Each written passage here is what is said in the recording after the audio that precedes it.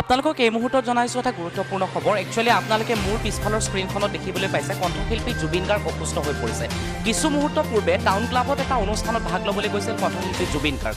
Heartthrob Zubeen Garg project বৰগীত নামৰ এটা অনুষ্ঠানত অংশগ্ৰহণ কৰিবৰ বাবে গৈছিল আৰু এই বিলাসী অনুষ্ঠানটোত অংশগ্ৰহণ কৰিব যোৱাৰ সময়তো জুবিন গাৰ্গ ঢলি পৰে।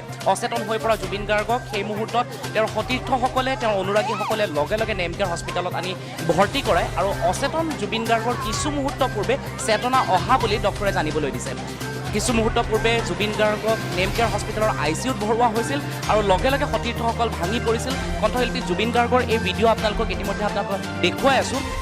হাৰ্টথ্ৰব জুবিন গাৰ্গ ভাগৰি পৰিছিল, হাৰ্টথ্ৰব জুবিন গাৰ্গ অচেতন হৈ পৰিছিল আৰু লগে লগে শোকত ভাগি পৰিছিল তেওঁৰ অনুৰাগীসকল। কিন্তু এই মুহূৰ্তত জনাইছোঁ এটা ভাল খবৰ যে কণ্ঠশিল্পী জুবিন গাৰ্গ ইতিমধ্যে সুস্থ হৈ পৰিছে বুলি ডক্টৰসকলে জানিবলৈ দিছে। নেমকেয়াৰ হস্পিটেলত বৰ্তমানো তেওঁ চিকিৎসাধীন হৈ আছে, ICUত বৰ্তমান আছে জুবিন গাৰ্গ। কিন্তু প্ৰজেক্ট বৰগীত অনুষ্ঠানৰ পিছতে তেওঁ যেতিয়া অচেতন হৈ পৰিছিল সেই সময়ৰ পৰা এতিয়ালৈকে ডক্টৰে জানিবলৈ দিয়া মতে তেওঁ কিছু ৰেষ্টৰ দৰকাৰ, তেওঁ কিছু বিশ্ৰামৰ দৰকাৰ। কিন্তু ইতিমধ্যে আপোনালোকক জনাওঁ এটা ভাল খবৰ যে কণ্ঠশিল্পী জুবিন গাৰ্গৰ বৰ্তমান চেতনা ঘূৰি আহিছে।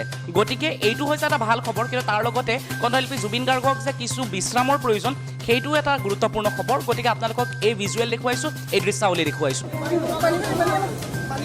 কি হৈছে?